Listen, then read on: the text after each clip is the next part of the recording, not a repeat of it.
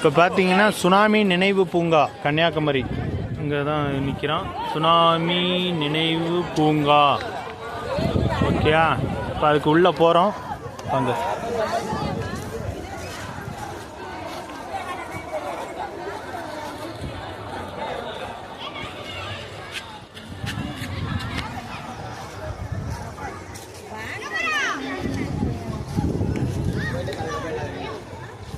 உள்ளே போயிட்டுருக்குறோம். வாங்க.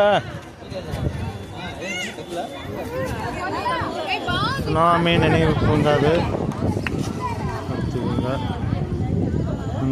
சுனாமி வந்தப்போ நினைவில் வச்சதான் சொல்கிறாங்க.